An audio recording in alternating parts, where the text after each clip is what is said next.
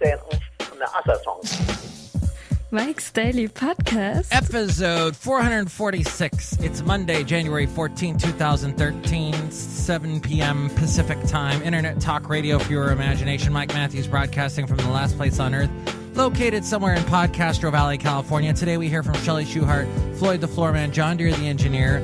Plus we bring you the debut of a new segment called Welsh on the World, where we talk to my dog-walking buddy, Robert Welsh. Mike's Daily Podcast. And I thought I've seen everything, but after hearing what Coke is doing in their new commercial, I'm going, what the hell? Mike's Daily Podcast. They are absolutely confronting the fact that soda is bad for you and makes you fat and makes you kind of unattractive too. What? Did I just say that? Despite all the hot people you see in Coca-Cola ads, in their new commercial, they are trying to keep people from getting fat. Quote, we'd like people to come together on something that concerns all of us, obesity. Mike's Daily Podcast. That's how their 2-minute ad starts. That'll be seen all over the channels on the TV. Mike's Isn't that fascinating? Daily They're actually saying, you know, Podcast. all you people that drink us like we're water, Yeah. maybe you should be drinking water.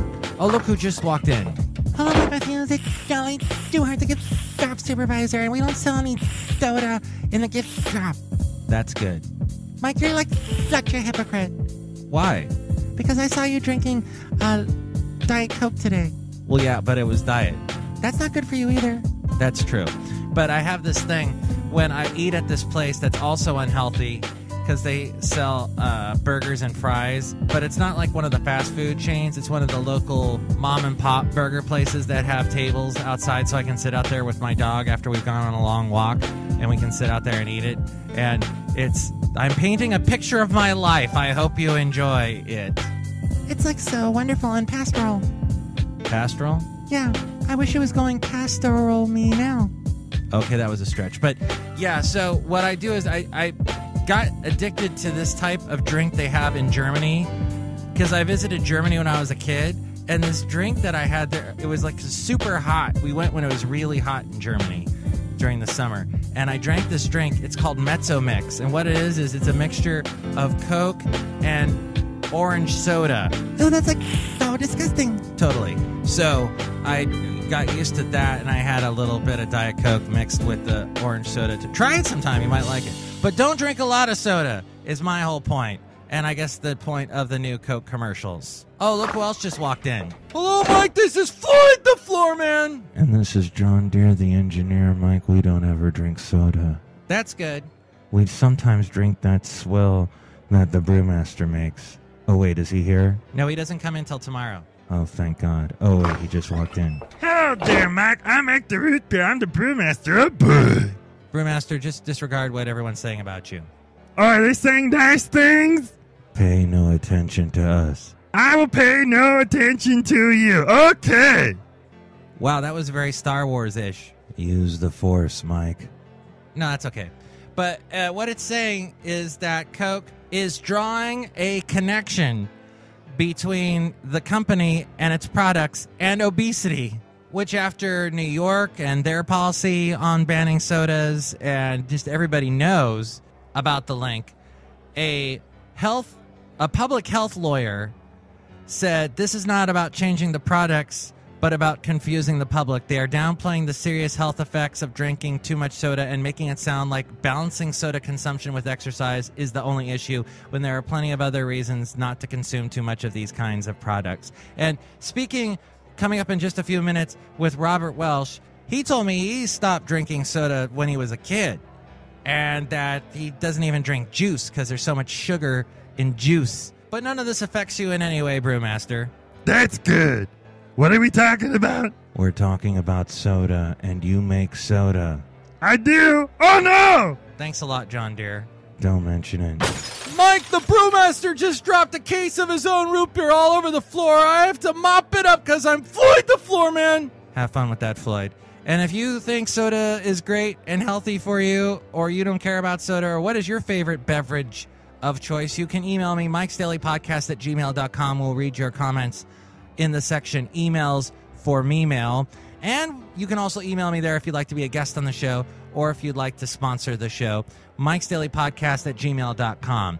Also, tell about your friends about, tell them about, turnabout is fair play.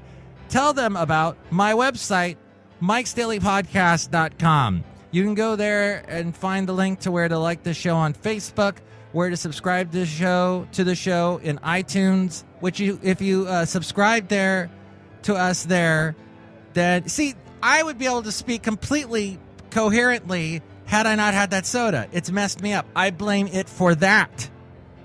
I wonder if Coke's going to mention that in their ads. So, hey, you can subscribe to us in iTunes, and if you do that, then more people find out about us, and it's wonderful.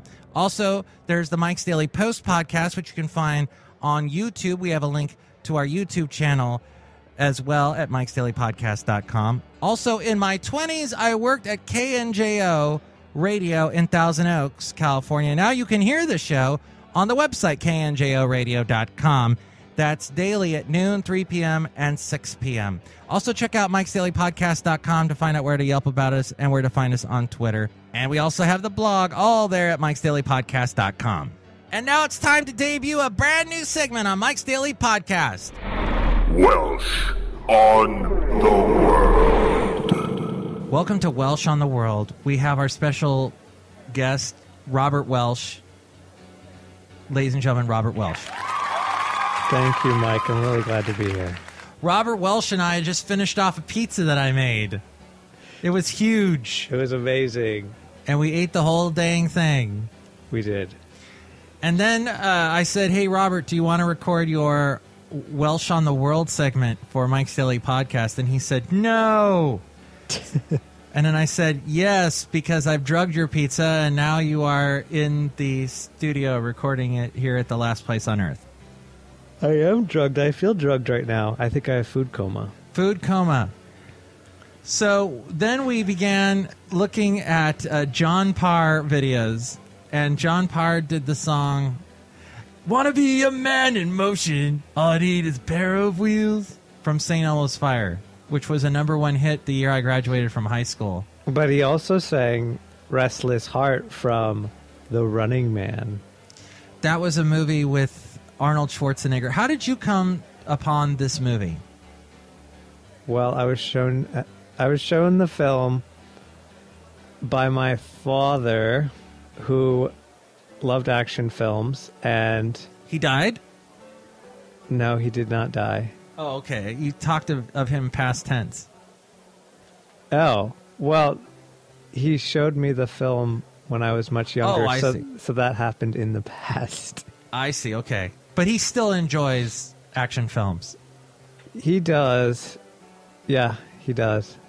Although not as often anymore because there's too much swearing in them and too much violence and sex. Right. And in today's world, we don't need all that. No, there's definitely too much sex in film. Definitely for Americans. We need more violence, but we definitely cannot handle any more sex. It's just too scandalous. People can be blown apart, but Yes, we can see blood, we can see heads roll, but we cannot see because that is just too scary. no naked bodies. No naked bodies, no simulation, nothing. So that got me thinking the other day about that. So anyway, so your father It got you thinking about sex. got me thinking about the wondrous action movies and everything that the NRA complains about movies today, and that the NRA. I would like to say something about this. Okay, great. Welsh on the World. Yes, so I think that this whole gun situation needs to have a more serious look into regulation, especially of firearms like pistols. I mean, I think we need to tax guns, and we need to basically look at them like, look how we do registration for cars and vehicles. We should put the same type of registration on guns. And you should be required to get a license for a gun. Like, you go down and you take a test. And on top of that, I think you need to take a psych test as well, because some of these people are crazy, as you know. And so, I think a lot of people would agree with you. Well, I know a lot of people would agree with me, but how come not enough of them agree? Because nothing's being done. Well, that's what the whole Joe Biden task force is doing right now, and they're trying to... Well, I think Obama should really listen to me, because really he's not been doing anything. I mean, we have Obamacare, but we don't have gun regulation. But see, people think that regulation and the government interfering causes all kinds of problems. Yeah, well, I'm not talking about, like, drastically changing anything. Like, what do you think about the regulation of vehicles? About registering a vehicle? I mean, a vehicle is a weapon. True. And we register them. People have to have a license. There are people driving that I don't think went through this whole system. Well, I know. And driving a car isn't like pointing a gun at somebody. And yet, we require them to take a test. But you can go down to Walmart. You don't have to take any test. You just have to show them a few $20 bills, and you've got a pistol. Do you know what else you need a license for? A dog. Exactly. Because I think, though, you need to have a license to walk a dog, because today as I was walking... that's how Robert and I know each other, by the way, is Robert has a dog, and I used to walk my dog, and I'd run into Robert, and he's got this little dog named Bailey, who's a... Now, you describe the breed of Bailey.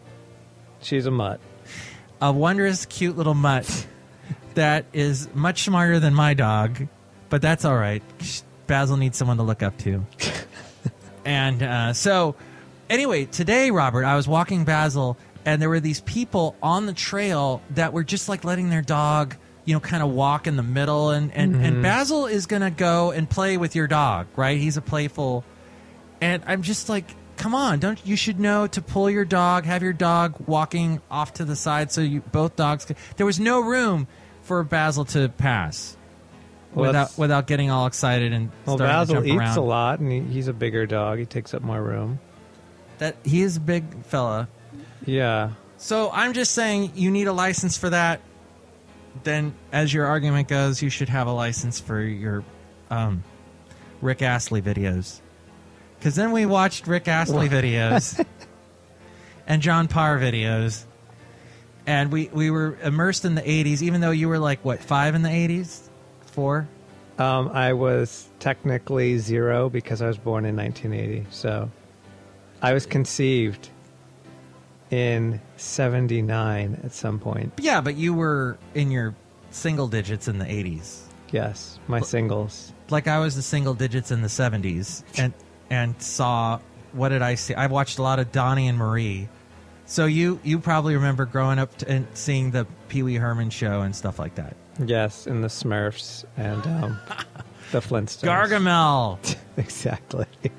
I stayed and watched Saturday morning television until a late age. Well, yeah, I still do it, so I don't know what that says. Welsh on the World. Tell me, Robert Welsh, about the movies that you have seen. What one would you like to strongly advise people go see, and who do you think is going to be a big contender at the Oscars? And as you say that, I'm going to bring up the Oscar nominations. Okay, well, definitely I recommend 2 films that you should see. One is called Lo Impossible, but the English title is The Impossible. That is starring Naomi Watts and Ewan McGregor, and that one is excellent. It's heart-wrenching, but it's excellent. Everything is well done. The production values are very good, and all the actors are at their best. I'm not sure if... Welsh on the World. Yeah. I'm not sure if we're going to see any Oscars come from that film, but it's good. Now, there's another film, Hitchcock, with Anthony Hopkins, and... okay, neither one of those are up for Best Picture for the Academy Awards. Oh, none of the movies I ever like are up for Best Picture. It's always the worst ones that are. It's Amour, Argo, Beasts of the Southern Wild, Django Unchained, Les Miserables, Zero Dark 30, Silver Linings Playbook, Lincoln, and Life of Pi. Okay, I haven't seen a lot of those films, but I've seen Lincoln. I thought the production values are good, but